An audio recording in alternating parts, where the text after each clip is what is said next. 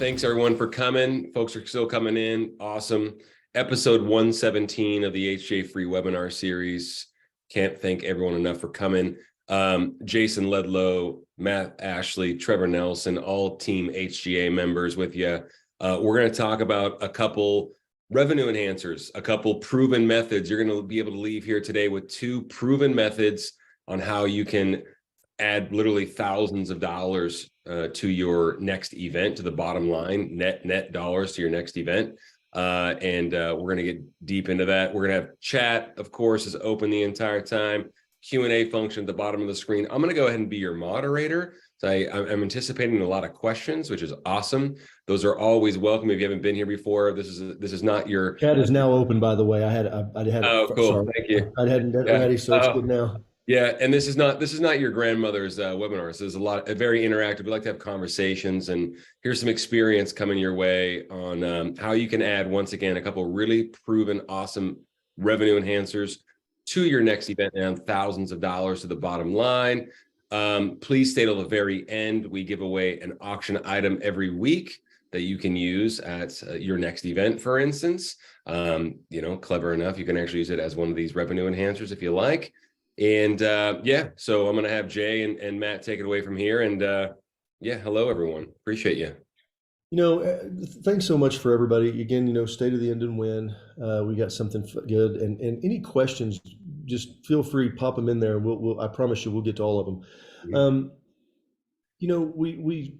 So when we talk about some different revenue enhancers, we're going to talk about a couple of things that we don't normally do. We've always, talk about kind of the number that we recommend is, somewhere in that 5 to 7 range. And, you don't want to ask people too much money, but something that's really, and it's really kind of new to me in a lot of ways on some of this stuff. Matt spent 8 years working in the conservation world with an organization, and they really do something. They do a lot of unique things that we don't see in what I would say more of the traditional nonprofit fundraiser, galas, things like that. And one of the things that they do is they really gamify stuff. And so we were working through this, how we wanted to present this. What I really wanted to to tee this up is to talk about donors love games. In fact, I even have it set up right here so that way everybody can see it. Donors love games. It's true. I'm going to tell you why we know this to be true. And everybody here, if you have ever done this, you know what I'm talking about. And I'm not suggesting, in fact, I don't care for this what I'm about to tell you about it. It's not my favorite because I don't think it makes a lot of money, but it does make a point. If you've ever had a casino night, it's the craziest thing in the world. Everyone comes. Will pay money. They will pay real money to get chips that they gamble away and win nothing. Yep, exactly. They will absolutely do it, and you can't pry them away from the tables. You cannot pry them away from the tables to get them away because they're not going to win anything. They're just gambling away money, not going to win anything except some chips that are worth nothing, and they continue to do it. They just get sucked into it. So the whole point of that is when you gamify things, you really start to get engagement, and it's a fun thing. People love to do it. Everybody talks about heads or tails. I don't know give a show of hands if you've ever done a heads or tails.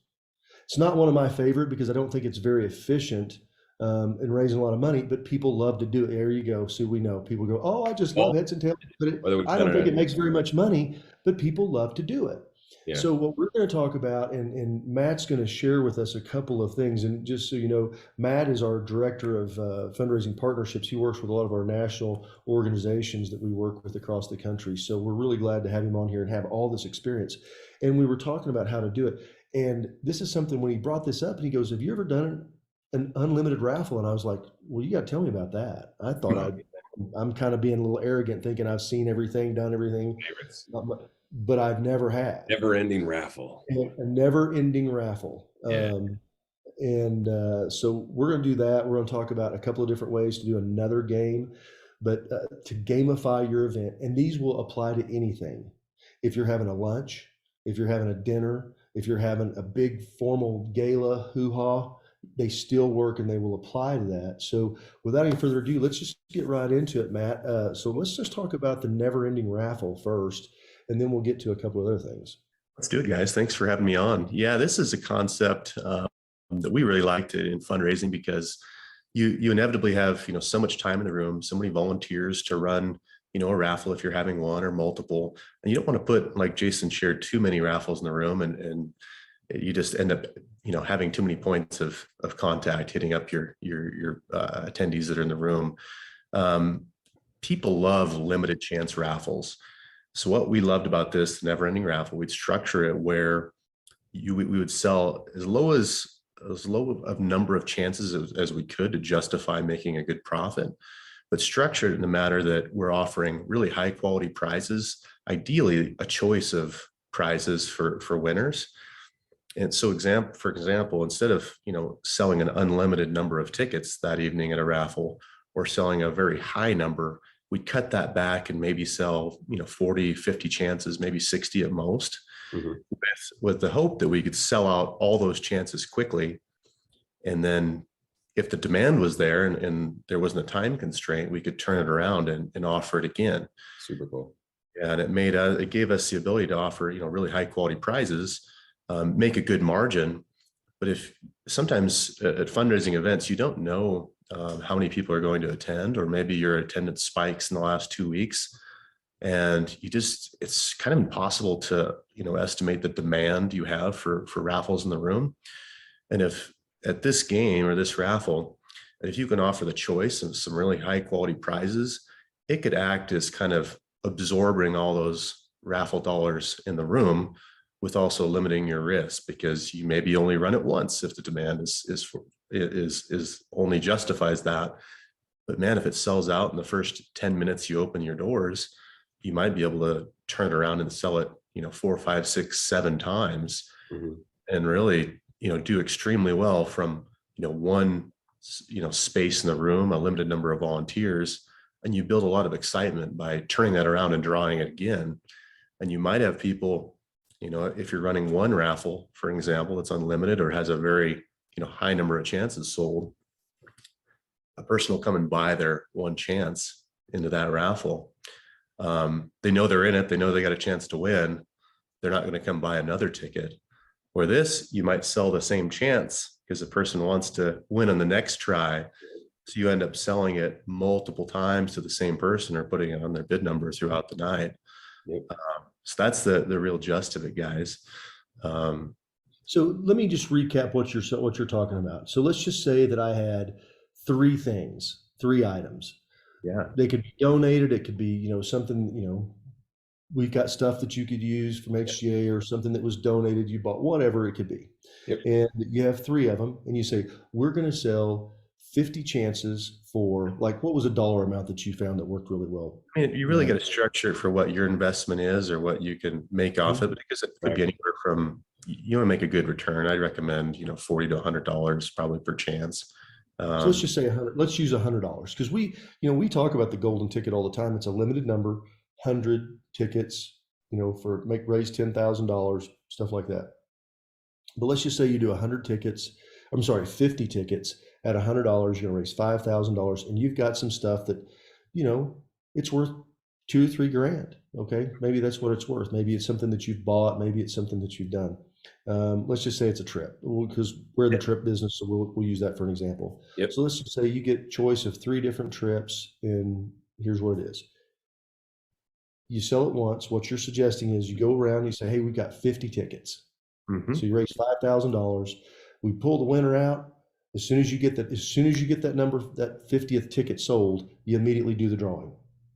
100%. Pull the ticket out. Hey, Trevor just won. He won. He's going to pick a trip. He says he wants to go to the Caribbean. Okay, great. Yeah, all right, all right. Hey, we still got a couple more items left. We're going to do it all again. And you got people who line back up because they want to go do it. And maybe you don't even go 50 tickets. What I hear you saying, maybe go 40. 40. Yeah, it's kind of up to you and what you want to make on it. But the idea is, the lower those odds are, I guess the higher those odds are, the better odds for the person to win, the higher propensity they are going to be to buy or to buy again. And that's Mhm. why, we're, like you said, we're in the trip business. I never thought about using it for trips, HGA trips, when we were using HGA trips. And that's why I brought it up. I thought, man, we were missing the boat. We could have tried this.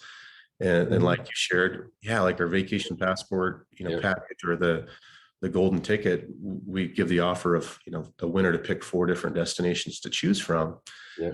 So you're making like I shared earlier, if you can make it a winner's choice, you can appeal to lots of different interests in the room. Yep. Hopefully you sell that out quickly, and then you keep turning that over, Jason. And So 5 times. Does all that make sense to everybody that's listening to this about the never ending? Yeah, well, I was just thinking, Matt, as we were going through this, and I wrote this down, you could also use items that have been donated to you that maybe you just don't want to put in your live auction. Maybe they're not quite to that level. Maybe they're still great. It's, John's got a weekend at his lake place, and you're like, well, we've got our live auction items, but we just don't really, it doesn't quite fit. And you could use some stuff like this and gamify this raffle, put that in your choice, and just keep doing it over and over again. See, I think there's a lot of value to that, because to your point, I put one ticket, I got one chance, because they're only going to do it one time. But if you play the mind game, and they go, well, I didn't win this time, I'll win it again. And if people are just having to put it on their bidder number, they're crazy. People just, it's like Monopoly money. It's back to the whole thing. I need some more chips. How much are chips? $50 gets you 500 in the deal. And they go, and they just do it. So it's all that psychology that plays. I think that's why I really like this idea, because you've got it, and it's active and it's ongoing. As soon as you sell 50, boom, you do the drawing right then. Is that right, Matt? Yeah, exactly. And to your point with the donated items, you definitely can use donated items in this, but you just got to be careful, or have enough variety that if those donated items, are chosen and disappear as options, this will surprise you at times how many times you'll turn it over and sell it multiple times. So you just don't want to handicap yourself, to run out of those donated items and not be able to keep selling it. You just want to have a good choice of items to keep running it, I guess. So Fellas, I have a Kelly's got a question. great question. She Yeah. said, well, what if we don't sell all the tickets and you don't get the value for the donated item, or the prize for the trip? No, okay, let me tell you a couple of things, a couple of thoughts. I want to hear, but first I want to hear, Matt, what you would do in that case, Matt. Did you ever have a time when you didn't sell the first one out? No, we typically structure them low enough that we know we're going to sell one. We're pretty confident with it. Some organizations would, have in their rules that they would run a 50-50, for example. They'd give away half the money in cash back to the room. We typically didn't do that, or to the winner, for example. We just structured that low enough, man. We know we're going to sell one. Our base is we're going to sell one for sure. Hopefully we sell 2, 3, we sold as many as 10 at times, but you just don't know until you're in the room. And this is a good way to just, suck up all those dollars that, would be going, home with your donors in their pockets, had you not have something like this to take up demand. Got a question. Jay, do you want to answer Kelly's question as well?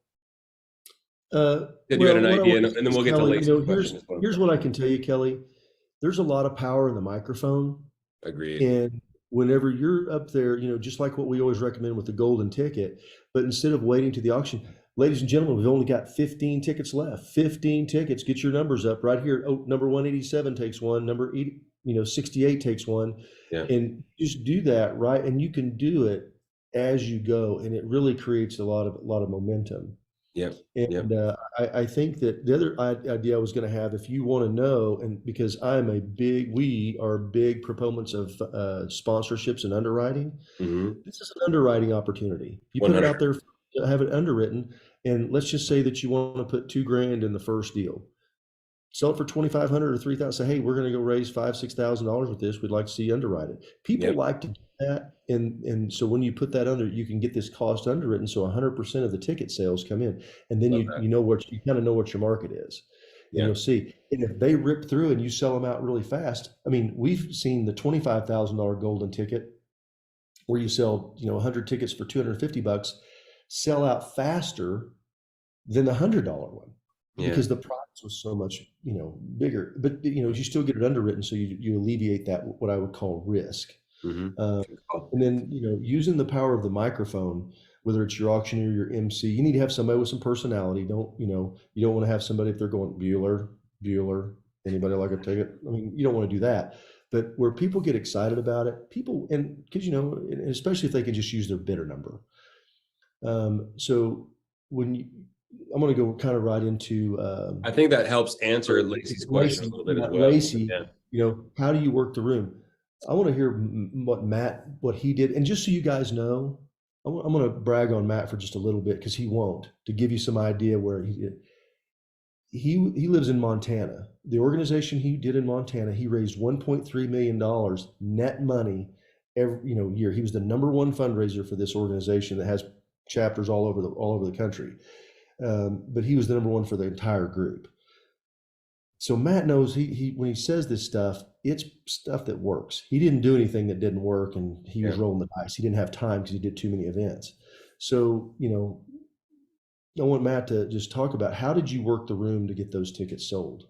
And no, I think you hit it on the nail on the head. Having a good MC or, someone on the microphone is key, and kind of keeping things going. Obviously, you don't want to take over the enthusiasm of other things you have throughout the event. Having a nice display in your event for this is key. Having a good display of the prizes, whether it's on a table or on a wall, whatever it is, something that's eye appealing and catches people's attention. The trips, we have great big boards that you could use, print out on poster board that, can catch people's attention and get them excited about the prize. We always made sure we had a good presentation of what it was. If you just have a table there, it's just not as appealing, as having a visual of what you could tangibly win. And to Jason's point, I definitely tried lots of things that didn't work, and just learned, I guess, along the way, what did and what didn't work. And this was definitely a great one. But you were also good at galvanizing like the people power, volunteers, staff members were pushing obviously, canvassing the room and selling the tickets as well. I call it like guerrilla marketing, where you're on the street just doing it. You know what I mean? That kind of thing. I'm sure that was happening at some events as well. For sure. And a great point with this as well is, if you're running, pre-event income for raffles is a huge opportunity. This is one you can bundle with, all of your pre-event advertising, or even, like you mentioned, your kind of guerrilla marketing, out on the streets, or you can sell these pre-event as well. And you might have 5 sold out before the doors even open. There might be people in the room that bought tickets. They might be people that, your volunteers are, visiting with businesses about supporting, and instead of making a donation, they bought a raffle ticket. So this is something that you can leverage on the front end of an event as well, and still maintain that, great odds for someone to win. As opposed to running 1/100 chance, option. You might sell this, you might sell it 10 times and make more money in the long run. So you've seen this happen with these I never. want to just tell you guys too, this is, when we're talking about doing these kind of a raffle things, we are not suggesting. In fact, I would tell you, if you do it this way, you're gonna run into an issue and not be successful. Utilize that bidder number. 100%. Yeah. When somebody's got to go dig in their pocket to find some cash or find a credit card, then you've got the time it takes to run the credit card. Friction. To do those things. So Jacob, talking about it too long. You can take a simple clipboard and, hey, we've got a raffle going, you're gonna win a trip to Dixie or whatever. I don't know what it is. You're gonna win a trip to Hawaii. Okay, I'm just making it up. This is the Hawaiian trip raffle. We've only got 50 tickets. They're $100, $200, whatever it is. And you're doing this real quick, and you do something, and they go, I want it. Oh, I need your bidder number. Oh, really? 68. Done. That's all you have to do. And then you go back, put the tickets down, put it 68. You don't need to give people a ticket for every deal. If you want to, you can. It just takes more manpower. Just understand, it takes more people, because you got to have somebody tearing the ticket, doing the thing, handing it to them. This has got to be about speed. And removing those friction points. We're in a deal where I've been around this for a long time. I've never seen anybody go, well, no, I need a ticket to know that I said. I've never once I've seen that happen. Well, it's not a 50-50 raffle at a little league game or something like that. You know what I mean? This is now, if to his point, and something Matt said, you can sell these pre-event. I This love is some that. things that you can do where you can put this out there and say, sign up for the 50, sign up for the, I have a silly question myself. I was just wanting to get your guys' opinion about this. And I think it'll help the audience as well. How do you feel about, co-joining the entries? Are you completely, opposed to it? Co-joining an entry in a raffle like this, or a raffle of some sort like this, where it could be a one of one, or it could be a never ending when you sell the ticket to the event. Do you have an opinion about that? Is that good? Is that bad? I see that sometimes now with the golden ticket that we offer a lot. Sometimes folks, I wanted to see if you all have an opinion or some experience about that. And then we have a question from Jacob I want to get to as well. What do you think about that, Matt? And I want to hear from you, Jay. Question. You just have to weigh, what cost you're adding to that ticket and making sure you're building enough margin, profit margin into that ticket increase to make sure justifying it and making a good return on profit you work for. I do like incentivizing, meal tickets with raffle tickets or bundles, especially tables. Sponsor tables, for example, if you run those, this could be something you add to it. You just want to make sure you're building, plenty of margin in there to cover your cost, and you're justifying adding that raffle ticket, and you're not taking a loss on the raffle to, build up the sponsor table. What's your opinion of that, Jay? Well, it's not my favorite thing. I think if maybe you're a new nonprofit and you're trying to get some people and you're trying to have a party and you're trying to draw some people in, maybe there's an incentive there. But, and this kind of goes to what Lacey's asking about hijacking the program mission. Well, I wanted to address that before I get to Jacob's question. Lacey, my experience on this is a fundraiser. Part of the fun, I think. Raise funds. Okay. And I mean this very respectfully. I've seen a lot of times where we get caught up in the program and the speech and who's going to get up and talk because, we've just got this wonderful speaker that's going to come up there and we really want it. It's going to be so good. And we get so caught up in the show that we forget the why. And the why is the mission. And this is about funding your mission. If that is what a fundraiser is about. Amy Myers, our friend from MDA, she said that we're here to raise money. That's what we're here. That's why we're doing this, is to raise money. Now, I like to say that we do these events to, celebrate, raise awareness, and raise money. But we've got to raise money. I mean, at the end of the day, we've got to do this. And what this does is this is a constant reminder of mission. So this is where I come back when I talk about, you're selling them from the microphone. Whenever your auctioneer, MC, whoever's going to do this is going to get up there and talk about this and say, ladies and gentlemen, we've got a fantastic opportunity and we're going to sell, this raffle, drawing, whatever you want to call it. We're going to get up here. We've got this awesome deal. It's only $100. We've only got, 50 tickets. We're going to raise $5,000. $5,000 is going to send 5 kids to camp. Okay. Cause I always use we're sending kids to camp mentality. Let's say it's $1,000. Not what it's. We're just going to raise We're going to raise $5,000, and this $5,000 is going to send 5 kids to camp. Don't get caught up in semantics about it. Just talk about the gross dollars. This is where you want to go, and that's how you continue to do your mission, and you continue to drive that home. That should all fundraising efforts, whether it's the live auction, the silent auction, a fundraiser, table sales, sponsorship, anything should always come back to how it drives your mission. And you've got to quantify that for people. So when somebody goes, I'm giving my $100. Well, they're not just giving $100. They're helping send 5 kids to camp. Okay. Apply it back to your mission every time they do it. So that's where I want you guys to really, take to heart. We talk about gamifying and making it fun. My point is the casino night, I think I'm not a fan. Okay. I know they're kind of fun, but it just pulls people's attention away, and that's all they want to do. And then we can't talk about their mission and our program and stuff like that. All roads run back to fundraising, and they all start with the mission. So, I don't think this takes anything away. And again, maybe it's not right for you, but maybe it's something that you've done. If you've never done a golden ticket raffle, they're one of the best ways that you can raise money to get people, because people may not give you $100.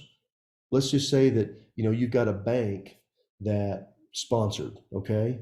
and they send 8 people to go sit in those seats, and they're all people, they're just employees of the bank. You don't get the president, the chair of the board, or anybody like that that's just bought a table. Mhm.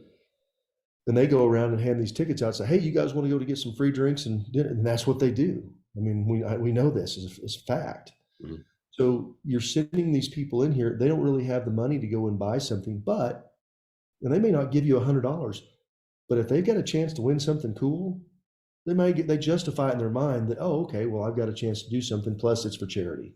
Yeah. Okay. But so Good those, I Yeah. just hope I appreciate that feedback. Yeah. Let's go to Jacob's question. So Yeah. Jacob's question, he said, what makes it a never ending raffle? And I think that's a great part for Matt to kind of reiterate. This is not just a mini golden ticket, one and done. Yeah. I did a poor job explaining that, I think. So you would sell the first 40 tickets, draw a winner, or 50 tickets, however you structure it. And then you'd basically start over. You remove those tickets from the raffle and start selling another 50 tickets with anticipation of drawing a second winner if the demand is there.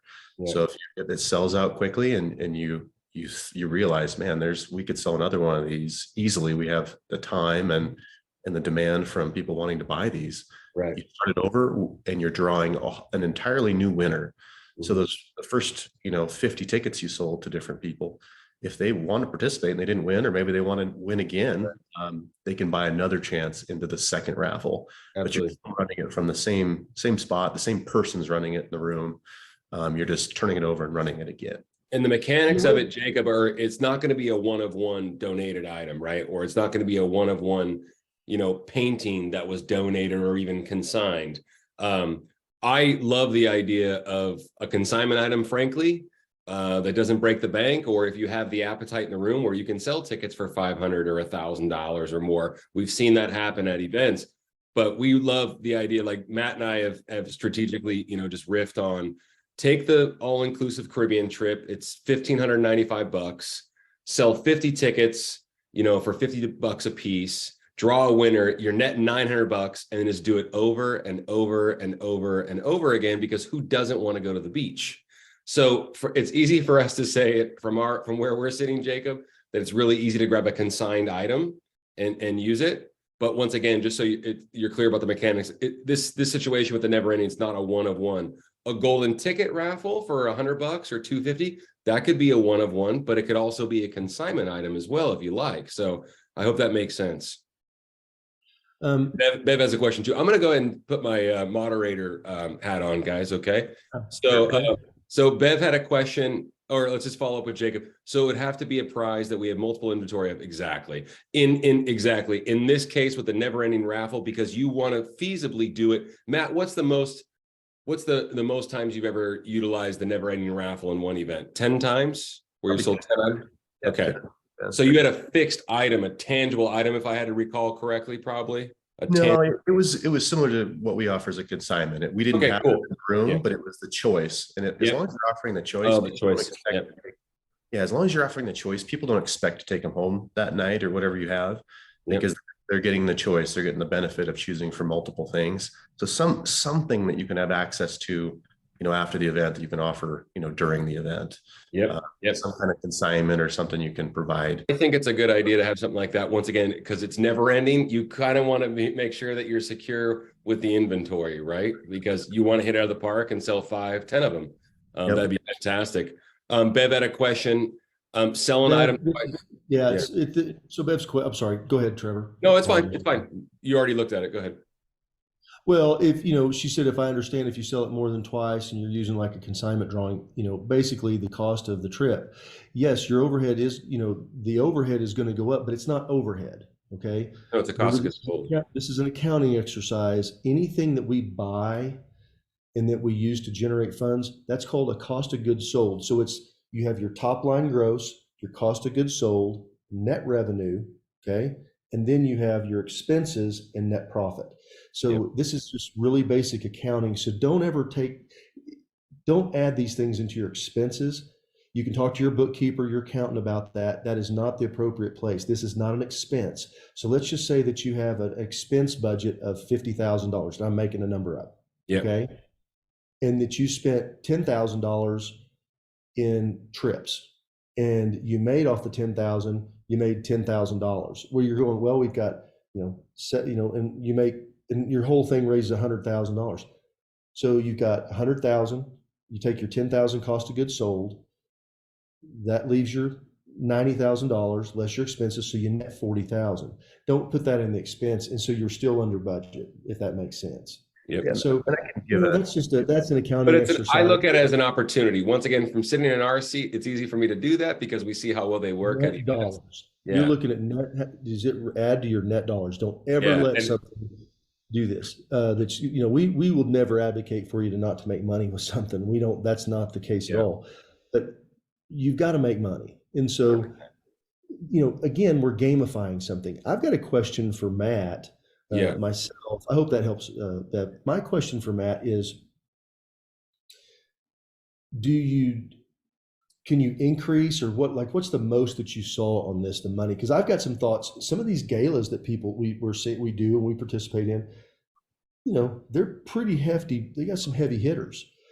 And I know there was an event that I was a part of for many years as the auctioneer, and they would sell 10. They called it the golden apple.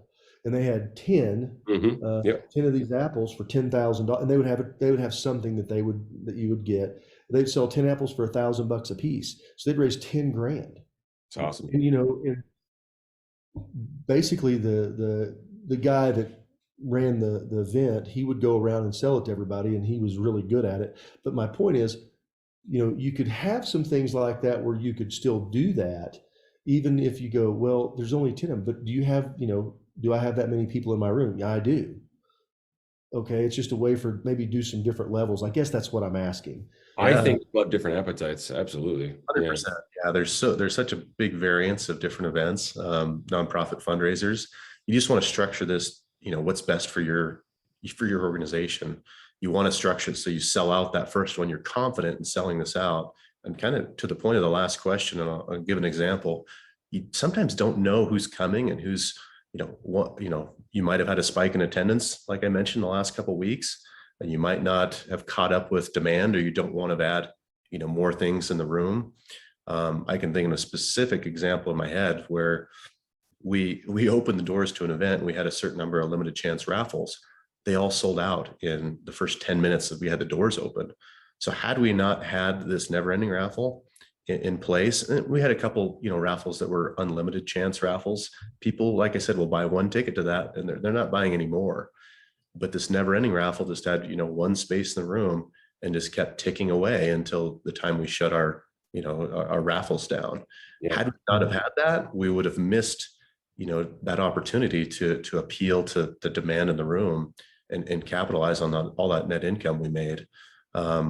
So yeah, and to Jason's point earlier, the additional cost of these trips are just kind of a cost of doing business, because you're making that net profit every time you sell those 50 tickets. It's structured to do that for you to make that, extra, several $1,000s that you wouldn't have had otherwise. And really don't compete against your live auction or silent auctions. It's different money. Yeah. Yeah. And I think that's the point. You're going to see, because,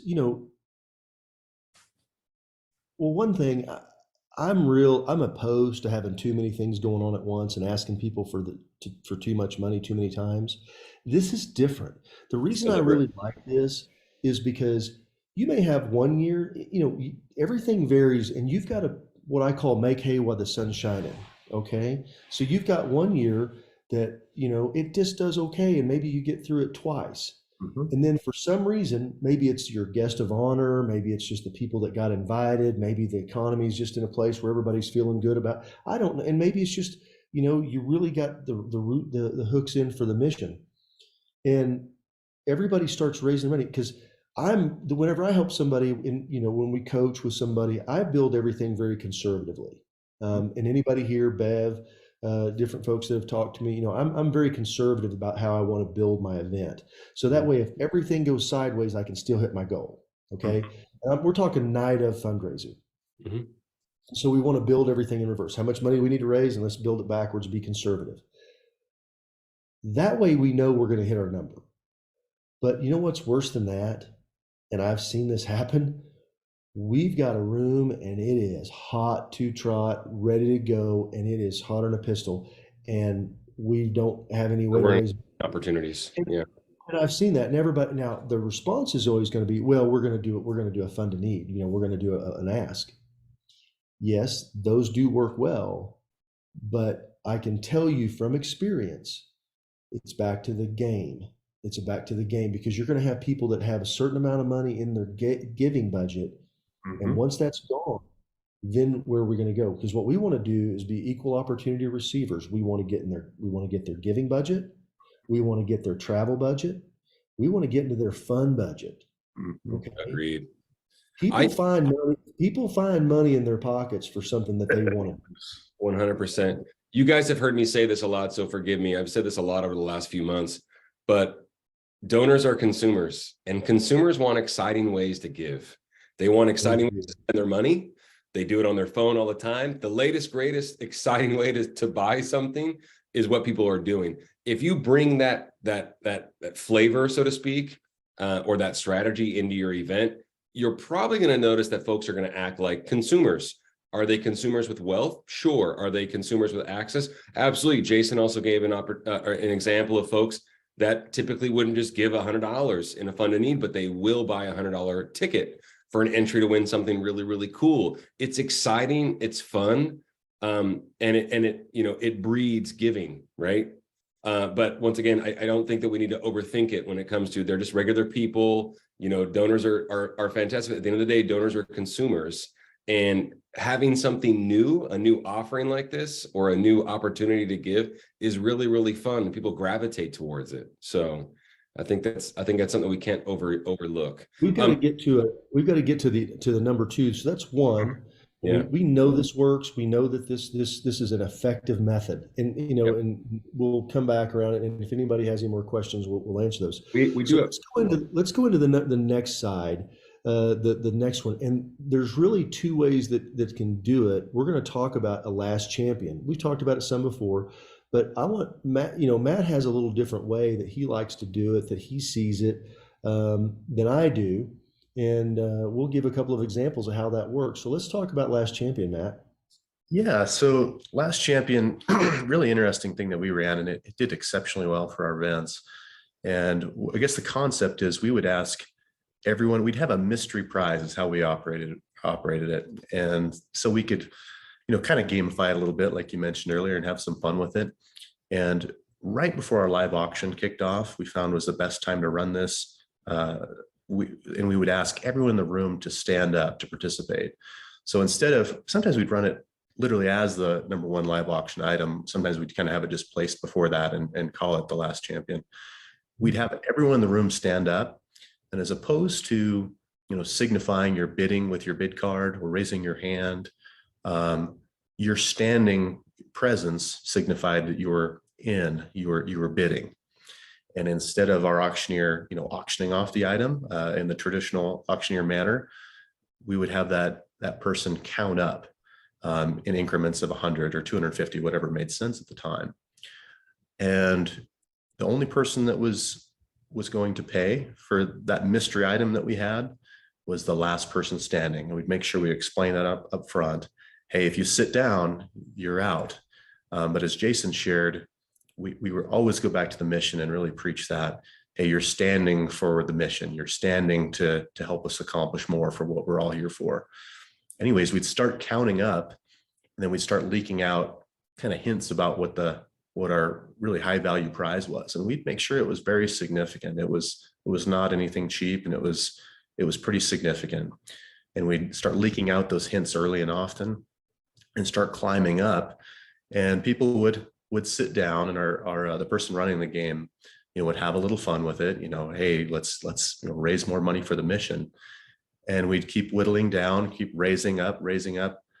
And then eventually when we started running this, we'd get it down to the one person, and it would be a pretty significant dollar value.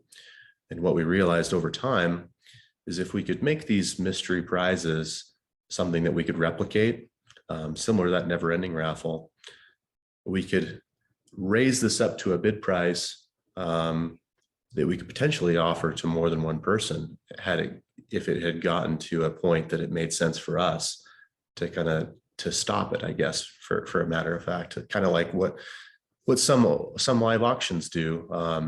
So we'd raise it up to that bid price, and maybe there's 4 people standing, and we're making a net margin that's, you know, very significant for us, and it's more advantageous to stop it at the 4 as opposed to keep raising the price and end with 1.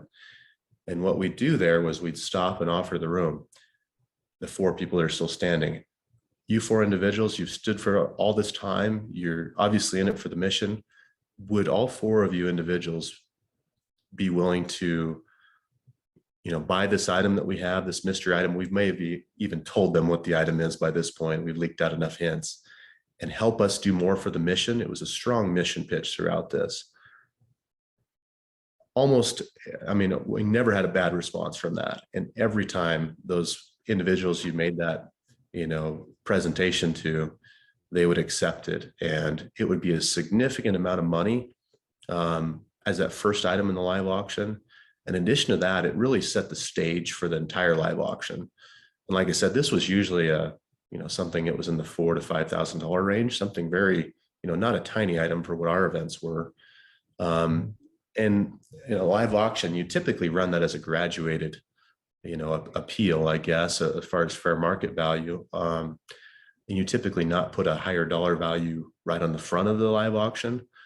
But this would get, since there was such a big mission pitch, and we might raise, you know, 20,000 net dollars in this or more, the response from the rest of the crowd and excitement of what that one item raised for the mission would really set the stage for the entire live auction, and really kick things off. And we just saw a big response in every bid going forward from there.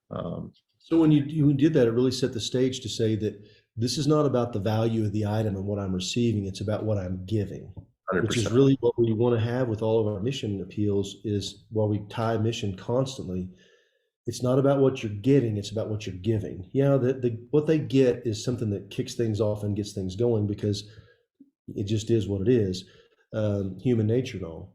So Matt, you know, this is a lot like what we do when we talk about the craze, where we would, you know, people would take like a Caribbean trip at the end, and they'd say, who all wants to go to the Caribbean, you know, and everybody stand up and or raise your hand, keep your hand. How many of you keep your hand up, you know, at this amount and this amount and this amount? You bring it down to where you get that. There was a question about that. Did you ever let people back in? You just want to make sure you're clear of the rules up front. If you say down and you're out, you need to honor that and not counter that. That's what I would say. Yeah. So if you would like to let people back in, if they realize what the item is later, just make sure you don't say, once you sit down, you're out. Just so you're transparent and clear with that. So, you know, in like the craze, the way we would talk about that, and let me give you an example. So we have a Caribbean trips, $1,595. We always recommend you pass out $2,500, and you get it $2,500. We don't say, if once you're out, you're out. What Matt's talking about is taking an item that you're going to kind of reveal. It's going to be a higher end item, because you're trying to get that price. If I understand, let's just say it's the item's worth, you know, let's say it costs you, the cost on it to the organization is $3,000. I'm making that up. You're trying to get that number up to that $5,000, $6,000, $7,000 range, correct, Matt? Double. And you're trying to, you know, and that's where you're giving the hints and you're putting it out there. You're talking about the mission. You know, for every $1,000 that we get, one more kid gets to go to camp, whatever, over and over and over. And it's, you know, they're staying. And then finally you go, okay, we got it down to 4 people. Maybe it's just 3. You know, you guys have stood the test of time. Everybody else has gone down. You're the last 3 people standing. Would you all continue to stand? And, you know, we'll put you all in here. We've got something for each one of you. And you do it. We'll have the reveal, blah, blah, blah, this, that, and the other. And everybody give them a big hand for standing through the time. Is that right? That's, yep, spot on. Yeah, spot on. Yeah, and it comes down to kind of a management standpoint, but if it makes sense for you, you might, you know, if you're up to that double or more of what the cost is of your item, you might whittle it down to 10 people, and you're, you know, $3,000 above your cost. Maybe it was a $3,000 cost and you're at 6,000. man, it makes sense for us to stop it at 10 and net 30,000 as opposed to Absolutely. go up a couple more Absolutely. $100 and lose 5 Yeah. people. Yeah. It's tragic. Um, Profit. yeah, absolutely. Absolutely. Hey, Lacey asked a question. Well, there was a couple of questions. What types of items have they done with that? You could have used everything in the world, right? Yeah, It could be a a lot of different package of some stuff. It could be Yeah. maybe a merchandise. trip. But kind of Yeah. going back to the never ending raffle theory, you want to make it something that you can replicate, because you might, or if you don't, you might miss out on that opportunity. I guess you don't have to, but if you have one item in the room, and that's how we started operating this, and we'd run it up until we had one winner, and we realized there was a lot more opportunity if we used items that we could replicate and provide after the event, because you might be able to sell it 3-4 times, but you want to limit your risk and not have too much of that in the room in case there isn't demand. Yeah, you don't have to do anything. I mean, we see this done all the time. Like with paintings, we've got somebody, they sold 5 paintings for, $5,000 a piece. Well, Yep. there's only one that the painter had there. And he Yep. said, I would customize, do you for the colors you want to for 1, 2, 3, 4. Right. And we sold 5 of them total to do that. So yeah, you don't need to have that effort, that money tied up or that expense of doing that. That's the beauty of our stuff. And I'm not here to make a commercial. I'm just saying of consignment, you don't pay for it until you use it, until you sell it. So there's no risk on that. Lacey, I want to get to the last couple of questions. like a show question. Yeah. Yeah. How long does this game take? 5-10 minutes max. Yeah, and you want to I be mean, it efficient. really, I want- would, it's not going to take much more than a live auction item. It shouldn't. You're going to have, auction item takes 3 minutes. Yep. That's the rule of thumb is 3 minutes. So if you've got 5 auction items, live auction, you can figure it's going to take about 15 minutes to get through that. It may take a little more, but that's just pretty much the rule of thumb. And that's kind of how I would put it, is just an auction item. So in other words, 3 to 5 minutes. We've also got a question. Jacob said, so you offer the same item to the last 4 people at that price point rather than split. Yes, that is exactly right. If we have 4 people standing at $10,000, we're going to sell each one of them. They're going to get they're going to get whatever it was that they. Let's say it was a trip to Maui, okay, or a choice of Maui or Amalfi Coast or whatever, and they get that choice and they can do it. And so everybody gets the same choice. Everybody gets to pick what they want, but you're going to do it multiple times. Yep. Awesome. And Becky had a good question. You got that, Jay?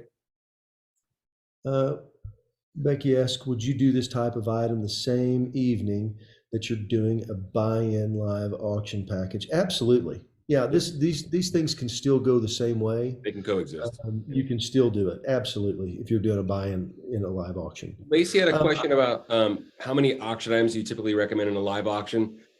We see all sorts, Lacey. Matt says every event has a different culture, a different atmosphere. Matt, you've done 20 live auction items at an event before, or more probably, right? Jason has seen it where, people did it, a dozen, and the next year they did 6. Becky, you had a lot of live auction items at your last event, but your atmosphere of the event is something where the folks expect it, the attendees expect it, and they bid in high dollars, for instance, that kind of stuff.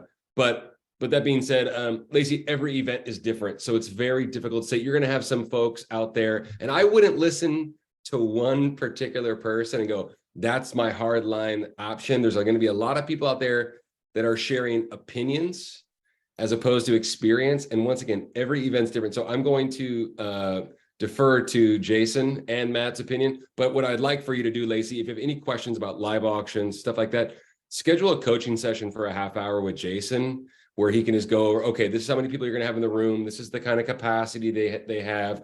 What do you have donated? Stuff like that. We'll do an hour. That's The fine. coaching, Yeah. They just let's take an hour. So Yeah, let me give you a rule of thumb. Okay. Yeah. You've got your event. Let's just say that your event starts at 6 o'clock. Okay. You got your 6 o'clock pre-event, all your stuff going, the program, the run of show, all those things. My experience is across all formats and all things, you have about what I call a golden hour of fundraising. Mm-hmm. The reason I say that, and I'm talking about when I say, Uh-oh. Oh, Sedona, Arizona, mid-sentence. Oh, that's what you get for being in Sedona. Um, yeah, I can take what over. Jason was talking about, Lacey, and Matt, please, I want you to expand on this, but there is a golden hour of fundraising. You know, we talked about donors being consumers. Well, attention is something that's very, very, very valuable, right? And we don't want to lose people's attention. We want it to be exciting. We want it to be engaging. Obviously, it's got to be about the mission and how you quantify and qualify the giving. So yes, no matter what, you want to make sure that you're keeping folks' attention when they're giving, right? And I think big picture, and I'll quit rambling, Matt, big picture, you know, we're going to have, you know, a situation where we want to give folks multiple avenues and multiple ways to give, creating multiple revenue streams for your event. That's the idea. And we've seen these things work. So sorry, hey, we got you. Yeah, we got you back. sorry. I don't know what happened. The Wi-Fi whacked out, so I had to switch Good, my. man. No, we got it. No, it was really Yeah. good. We were just talking about how attention is so paramount with your Mhm. point about the golden hour of fundraising. You're spot on. You know, some Yeah. events, hey, some events, the culture and the atmosphere, like Matt says, I mean, folks are engaged and they're on the edge of their seat and they're like, yeah, we want to give for a long time. Every event's different, but I did an auction back in the late 90s, early 2000s. They would have 50 items. Yeah. Yeah. And the entire crowd never moved. Yeah, they're into it. They didn't move. We sold, I mean, it was Yeah. long and hard. But Speak to this, Matt. they just stayed hooked up and engaged the whole time and bid the whole time. It was just that That's deal. a scenario. Yes. And as time has gone on, you know, I just want to say my last part. Y'all may have already said this, but we used to do say 15 to 20. Okay, Yeah. then it kind of got to 12 to 15. You know, 10 to 12. Somewhere between the 7 and 12 is kind of where that number is. It could be less for your organization. It could be more. I did an auction that raised an enormous amount of money. They had 3 items. Yeah. Yeah. So, you know, you've really It's not got one size fits all. It's more about your audience. Now those items brought, you know, between 30 and 150,000.